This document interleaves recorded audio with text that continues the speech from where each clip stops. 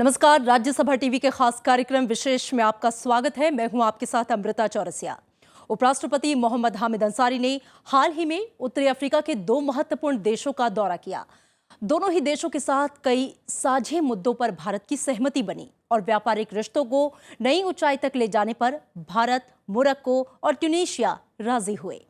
ये दोनों देश भारत के लिहाज से इसलिए भी महत्वपूर्ण हैं क्योंकि उत्तरी और पश्चिमी अफ्रीका में अब तक भारत की बहुत मजबूत व्यापारिक संबंध नहीं रहे हैं। कूटनीतिक तौर पर भी भारत कई मोर्चों पर इन दोनों देशों को साथ लाने में कामयाब रहा। आतंकवाद जैसे साझी मसलों पर भी मोरक्को और ट्यूनीशिया को भारत ने सहयोग का वादा किया। हम इन तमाम बातों से आपको रूबरू करवाएंगे, तो शुरू करते हैं आज का विशेष।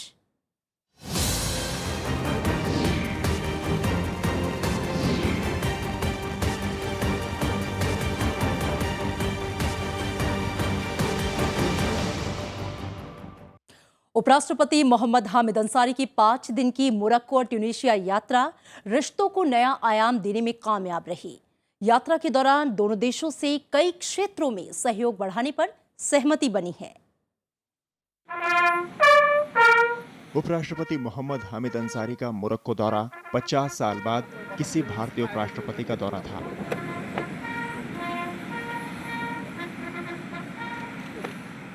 मोरक्को और भारत के बीच व्यापार के नए रास्ते खोलने और पुराने रिश्तों को मजबूत करने का यह खास मौका रहा।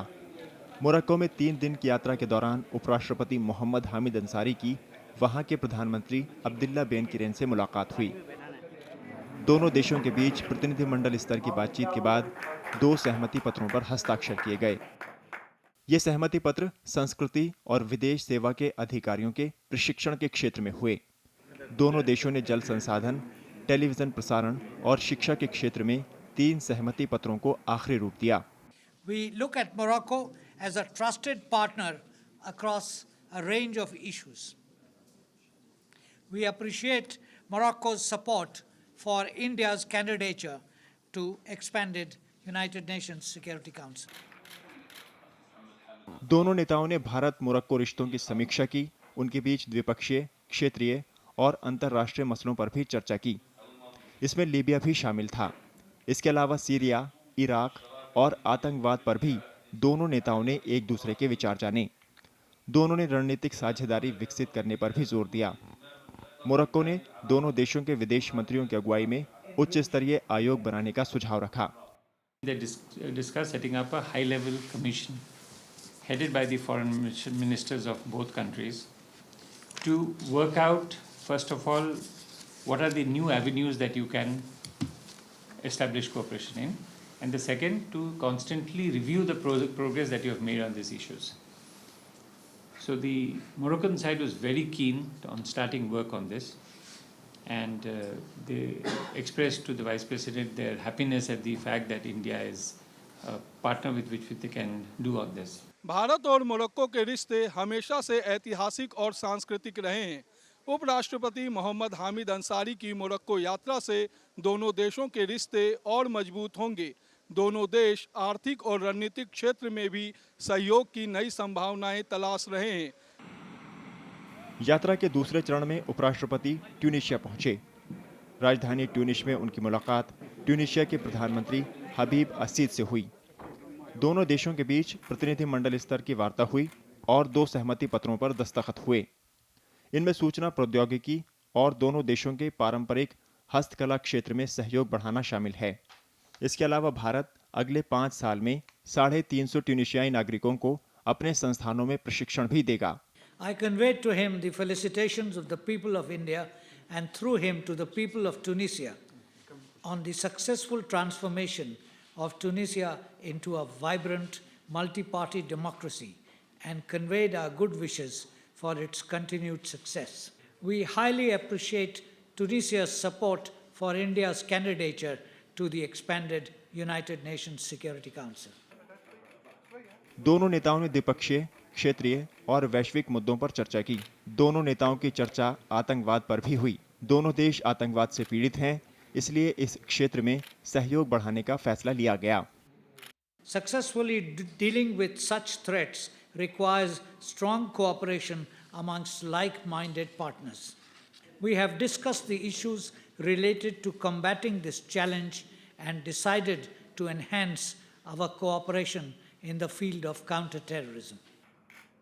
ट्यूनीशिया में उपराष्ट्रपति की मुलाकात वहां के राष्ट्रपति बेजी कैड इसे बसी से भी हुई। दोनों नेताओं ने भारत ट्यूनीशिया रिश्तों पर बात की और इसे मजबूत करने पर जोर दिया।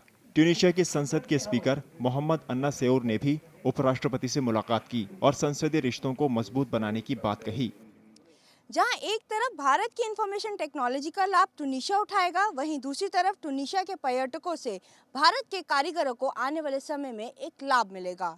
कैमरा पर्सन सुधांशु और अपने सहयोगी विशाल कुमार जैन के साथ ट्यूनीशिया से अनु दीवान। उपराष्ट्रपति मोहम्मद हामिद अंसारी ने मोरक्को और ट्यूनीशिया की यात्रा के दौरान आतंकवाद से लड़ने के लिए संगठित वैश्विक कार्रवाई पर बल दिया। उन्होंने आधुनिक विश्व के लिए इसे स्वीकार करने और सामाजिक नियम बनाने पर जोर दिया है। मोरक्को की राजधानी रबात के राजा मोहम्मद पांचवें विश्वविद्यालय में उपराष्ट्रपति मोहम्मद हामिद अंसारी ने छात्रों और शिक्षकों को संबोधित किया। मोहम्मद हामिद अंसारी ने विविधता से जुड़े भारत के अनुभवों पर व्याख्यान दिया। उन्होंने कहा कि अरब और इस्लाम को एक मानना गलती होगी, क्योंकि इंडोनेशिया, भारत, बांग्लादेश में काफी संख्या में मुसलमान रहते हैं। उपराष्ट्रपति ने कहा कि लोगों को एक जैसी परंपरा में बांधने से हिंसा को बढ़ावा मिलता है। India's interaction with Islam and Muslims began early and bears the imprint of history. Indian Muslims have lived in India's religiously plural society for over 1,000 years, at times as rulers, at others as subjects, and now as citizens. They are not homogeneous in racial or linguistic terms. Logical questions. उपराष्ट्रपति मोहम्मद हामिद अंसारी ने समाज में गैर बराबरी और न्याय की धीमी गति पर चिंता जताई। इसे दूर करने के लिए उन्होंने लोकतंत्र में जवाबदेही तय करने पर जोर दिया। साथ ही नियमित अंतराल पर पंचायत से लेकर राष्ट्रीय स्तर पर चुनाव कराने की बात कही। The corrective lies in our functioning democracy, its accountability mechanisms, including regularity of elections at all levels, from village and district councils to regional and national levels, to the rule of law and to heightened levels of public awareness of public issues. इसके अलावा उपराष्ट्रपति मोहम्मद हामिद अंसारी ने Tunisia के strategic institute में भारत और विश्व विषय पर व्याख्यान दिया। उपराष्ट्रपति ने वैश्विक संस्थाओं में भारत को शामिल करने पर जोर दिया और कहा कि बिना भारत के ऐसी किसी संस्था की कोई अहमियत नहीं है। We do believe that as 1/6 of the humanity and in keeping with the growing capacities and aspirations of our people, India has a much larger role to play in charting a more equitable and sustainable future for our world. For this reason, we believe that any global forum which does not include India has limited relevance. दुनिया में समृद्धि के लिए शांति जरूरी है और वैश्विक संस्थाओं में भारत को शामिल किए बिना इस लक्ष्य को हासिल करना मुश्किल है, क्योंकि बड़ा लोकतंत्र होने के साथ साथ भारत एक जिम्मेदार आर्थिक शक्ति भी है। उपराष्ट्रपति मोहम्मद हामिद अंसारी ने आतंकवाद के बढ़ते खतरे के प्रति दुनिया को आगाह किया। उन्होंने कहा कि आतंकवाद अच्छा और बुरा नहीं होता और कुछ देशों ने इसे सरकार की नीति का हिस्सा बना रखा है। Societies that stand for peace and share values of humanism have to increase their cooperation in intelligence sharing. We should strengthen our efforts to prevent the supply of arms to terrorists, disrupt terrorist movements, and curb and criminalize terror financing. We have to help each other secure our cyberspace and minimize use of internet and social media for terrorist activity. उपराष्ट्रपति मोहम्मद हामिद अंसारी ने कहा कि भारत आतंकवाद के खिलाफ लड़ने के लिए पूरा सहयोग देगा। उन्होंने आतंकवाद के खिलाफ अंतर्राष्ट्रीय नीति बनाने और खुफिया जानकारी के आदान प्रदान पर जोर दिया। सुरक्षित भविष्य होना देश की आर्थिक स्थिति को भी बढ़ावा देता है, जिसके लिए ज़रूरी है अन्य देशों के साथ बेहतर संबंध होना और गैर ज़रूरी ताकतों के खिलाफ एकता दिखाना। उपराष्ट्रपति ने ट्यूनिस में भी आतंकवाद से लड़ने के खिलाफ अनेकता में एकता का संदेश दिया है। कैमरा पर्सन सुधांशु और अपने सहयोगी विशाल कुमार जैन के साथ अनु दीवान, राज्यसभा टीवी, ट्यूनिस। भारत और मोरक्को के बीच 2011 में व्यापार रिकॉर्ड 2 अरब डॉलर को पार कर गया था, लेकिन इसके बाद इसमें गिरावट देखी गई। दोनों देश चाहते हैं कि इसे फिर से नई ऊंचाई तक पहुंचाया जाए, जबकि ट्यूनीशिया के साथ भारत के व्यापारिक रिश्तों में भारी उतार चढ़ाव देखने को मिल रहा है। 2013 में दोनों देशों ने करीब 56 करोड़ डॉलर का आपसी व्यापार किया। फिलहाल भारत की ये कोशिश है कि उत्तर अफ्रीका के इन दोनों मुल्कों के साथ व्यापारिक रिश्तों को मजबूती दी जाए। उपराष्ट्रपति मोहम्मद हामिद अंसारी की मोरक्को यात्रा के दौरान Bharat Morocco chamber of commerce and industry की स्थापना हुई। दोनों देशों के कारोबारी रिश्ते मजबूत करने की दिशा में ये एक अहम कदम है। इस मौके पर उपराष्ट्रपति ने कहा कि अब तक दोनों देश आर्थिक रिश्तों को हल्के मिले रहे थे, लेकिन दुनिया बदल रही है और आर्थिक रिश्तों में नया दौर शुरू होने से दोनों देशों को फायदा होगा। There are lots of opportunities. I mean, Morocco is a hub to Africa. India is a country that's emerging country, developing. So the tie-up between these two countries can only be benefit in both ways. For Indian businessmen who want to launch any product and use Morocco as a platform to Africa, that would be a great opportunity.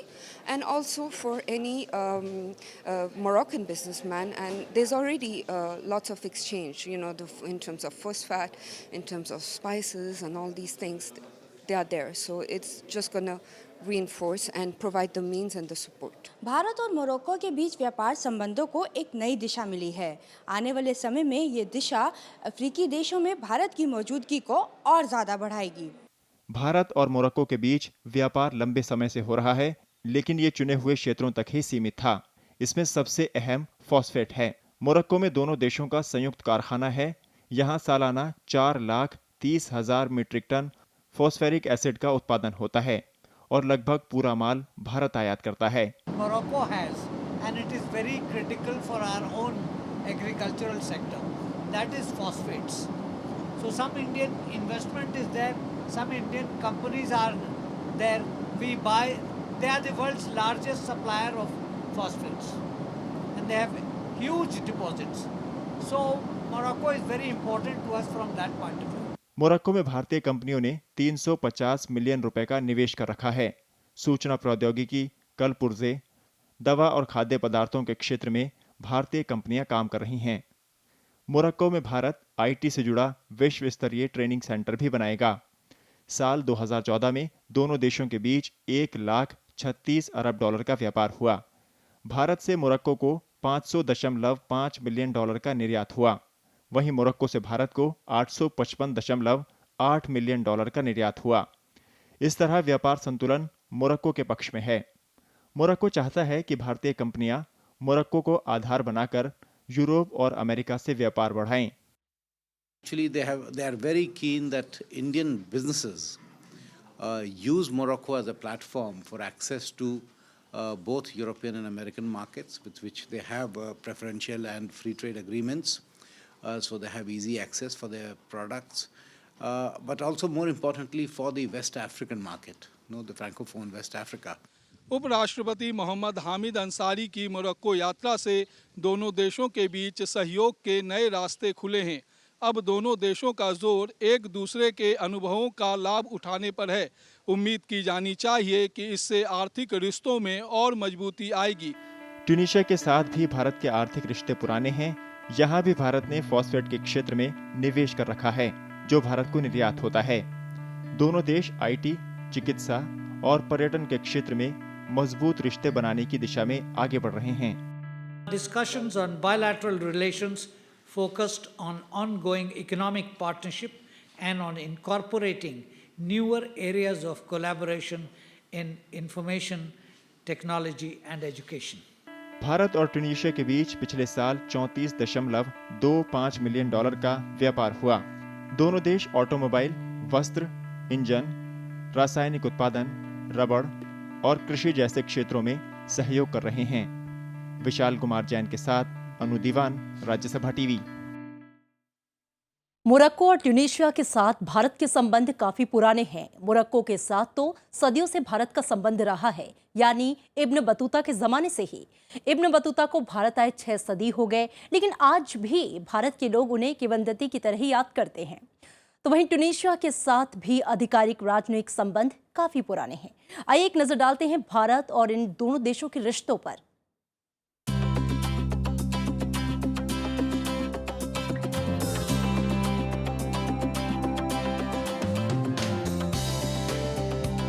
सैलानियों से हमेशा गुलजार रहने वाली ये Morocco की राजधानी Rabat. Europe से कम दूरी यहाँ यूरोपीय सैलानियों को खींच लाती है।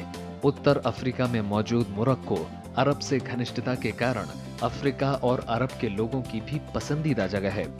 यहाँ के मनमोहक समुद्र तट सैलानियों को खूब लुभाते हैं। ऐतिहासिक और सांस्कृतिक धरोहर से भरपूर मोरक्को का इतिहास काफी पुराना है। यहाँ की संस्कृति में भी अनेक रंग देखने को मिलते हैं, तो वहीं बाजार पारंपरिक कारीगरी का बेहतरीन नमूना पेश करते हैं। भारत और मोरक्को का रिश्ता 14वीं सदी से चला आ रहा है। उस वक्त के मशहूर यात्री इब्न बतूता टेंगियर से भारत आया था। आधुनिक समय में मोरक्को पर 44 साल तक स्पेन और फ्रांस का शासन रहा। 1956 में जब मोरक्को की आजादी का प्रस्ताव संयुक्त राष्ट्र में लगाया गया तो भारत उसका समर्थन करने वाले देशों में शुमार था। दोनों देशों के बीच 1957 से शुरू हुए राजनयिक रिश्ते आज भी मजबूत बने हुए हैं। Internationally, Moroccans have always been moderate. They have been helpful to us on most international fora. So their proximity to Europe is such that their relations with Europe, particularly with France, are very good. Export of vegetables and wines from Morocco to France is a very substantial item. Apart from that, tourism is a major industry. Bharat और Morocco के बीच राजनीतिक संपर्क हमेशा से बना रहा। 1967 में उपराष्ट्रपति डॉक्टर जाकिर हुसैन ने मोरक्को की यात्रा की थी। मोरक्को के राजा मोहम्मद छठवें 4 बार भारत की यात्रा कर चुके हैं। पिछले साल वो भारत अफ्रीका शिखर सम्मेलन में हिस्सा लेने दिल्ली आए थे। वो सम्मेलन के लिए सबसे पहले पहुंचे और सबसे आखिरी में विदा हुए। Our outlooks do not clash, and we've had a consistent record of cooperating bilaterally and internationally on UN fora particularly. Morocco में वैसे तो राजतंत्र है, लेकिन पिछले कुछ वर्षों से लोकतंत्र धीरे धीरे मजबूत हो रहा है। भारतीय संसद की तरह यहाँ भी 2 सदन है। हाउस ऑफ रिप्रेजेंटेटिव के 325 सदस्य 5 साल के लिए निर्वाचित होते हैं, तो वहीं हाउस ऑफ काउंसिलर्स के सदस्यों का चयन अप्रत्यक्ष रूप से 6 साल के लिए होता है। They want to create a parliamentary forum. And in their system, the parliamentary forum is, of course, they actually make it very high level. It's chaired by the speakers. Till now, they only have 3 parliamentary forums. I think one is with Europe. Spain and France, and now with Egypt. Correct. So they said that the speaker was very keen that the 4th forum that they create is with India. They only have 3. And they make it a parliament plus government, so that this is not only for discussions and throwing up ideas, but also for following it up and getting it implemented. Morocco की तरह Tunisia भी प्राचीन अवशेषों और संस्कृति के लिए सैलानियों में लोकप्रिय है। प्राचीन कार्थेज सभ्यता के अवशेष आज भी राजधानी ट्यूनीशिया में सहेज कर रखे गए हैं।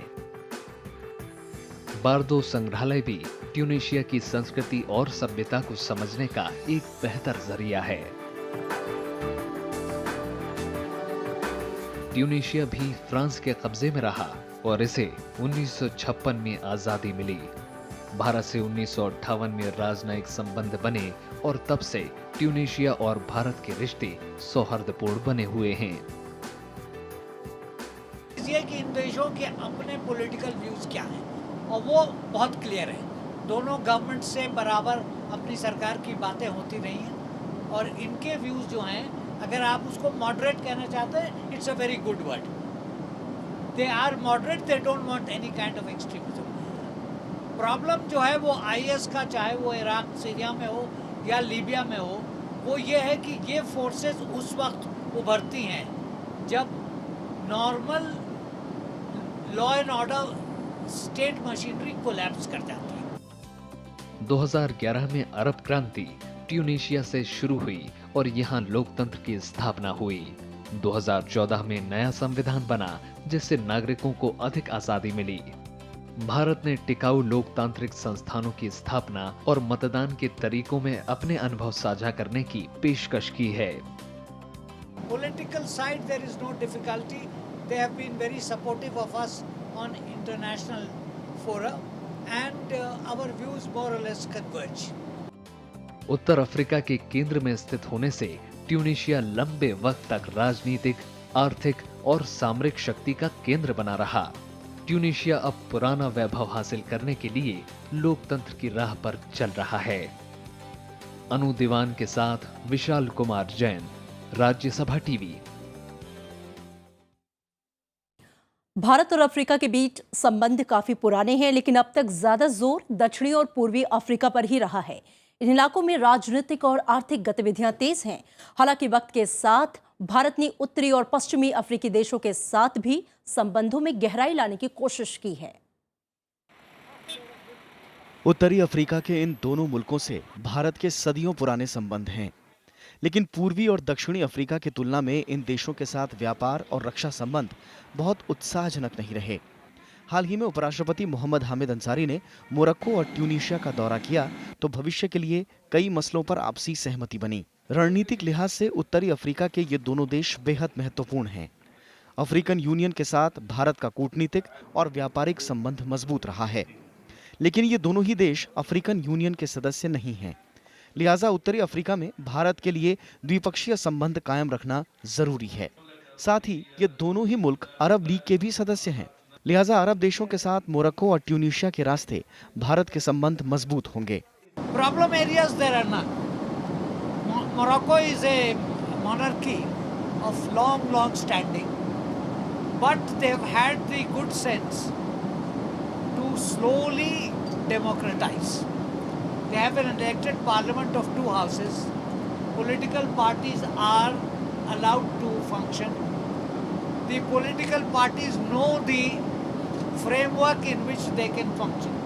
So nobody questions the king's authority. Europe से भौगोलिक नजदीकी के चलते भी मोरक्को और ट्यूनीशिया की अहमियत बढ़ जाती है। भारत इस क्षेत्र में न सिर्फ व्यापार बल्कि राजनीतिक और सामरिक रिश्तों को भी आगे बढ़ाना चाहता है। अफ्रीकी देशों के साथ भारत संबंध को नए मुकाम पर लाने की कोशिश में जुटा है। बीते साल दिल्ली में भारत अफ्रीका फोरम समिट में भी यह इरादा साफ जाहिर हुआ, लेकिन उत्तरी अफ्रीकी देशों के साथ बेहतरी की खास कोशिश की जा रही है। 2015 में विदेश मंत्री सुषमा स्वराज ने जब मिस्र का दौरा किया तो इस बात पर उन्होंने खासा जोर दिया। खाड़ी, पश्चिमी एशिया और उत्तर अफ्रीका में 70 लाख से ज्यादा भारतीय रहते हैं। लिहाजा इन देशों के साथ भारत अपने संबंध मजबूत बनाने की कोशिश में जुटा है। Tourism is a major industry. That broadly is Morocco. Morocco has not been touched by the wave of protests which erupted in the so-called Arab Spring in 1911. But that is a tribute to the wisdom of the monarchy and slow opening of doors to allow public sentiments to function. Morocco और Tunisia ऐसे मुल्क हैं जो अरब spring के बाद और मजबूत होकर उभरे। पड़ोसी देशों में जिस तरह की राजनीतिक उथल-पुथल देखी गई, दोनों ही देश उससे बचे रहे। ऐसे में भारत इन दोनों देशों को एक गंभीर सहयोगी मानता है। यही नहीं, भारतीय कंपनियों का भी जोर उत्तरी और पश्चिमी अफ्रीका में बढ़ा है। इन देशों में पहले की तुलना में ज्यादा निवेश हो रहा है। अफ्रीका में जिस तरह चीन ने बीते कुछ सालों में अपनी रुचि दिखाई है, उससे कूटनीतिक लिहाज से भारत बढ़त भी हासिल करना चाहता है। मोरक्को इज सो लोकेटेड कि अगर हमारी बिजनेस को मोरक्को में एक फुटिंग मिलती है तो वहाँ से पूरे वेस्ट अफ्रीका में आप अपनी बिजनेस बढ़ा सकते हैं। सिमिलरली ईस्ट अफ्रीका में अगर आपको कहीं एक ब्रिज हेड मिलता है या साउथ अफ्रीका में है तो पड़ोसी मुल्कों में आप अपनी बिजनेस बढ़ा सकते हैं। The focus of the government has always been 4-5 क्यों पिछले जब प्रेसिडेंट कलाम थे तो उन्होंने जो सारा ई गवर्नेंस का वो प्रोग्राम ई मेडिसिन का प्रोग्राम शुरू किया था। तो every government has had this focus on Africa. The content has kept modifying itself according to our requirements. Bharat संयुक्त राष्ट्र सुरक्षा परिषद में स्थायी सदस्य का बड़ा दावेदार है और इसके लिए अफ्रीकी देशों का समर्थन बहुत जरूरी है। भारत उत्तरी अफ्रीकी देशों को इस लिहाज से भी अपने पक्ष में करना चाहता है। मोरक्को और ट्यूनीशिया में फिलहाल भारतीयों की कोई बड़ी आबादी नहीं रहती। मुट्ठी भर लोग इन दोनों मुल्कों में रहते हैं जिनकी कुल तादाद 1000 भी नहीं है। लेकिन भारत को उम्मीद है कि व्यापारिक गतिविधियों को विस्तार मिलने से भारतीय पेशेवर भी इन मुल्कों का रुख करेंगे। अनु दीवान के साथ विशाल जैन, राज्यसभा टीवी।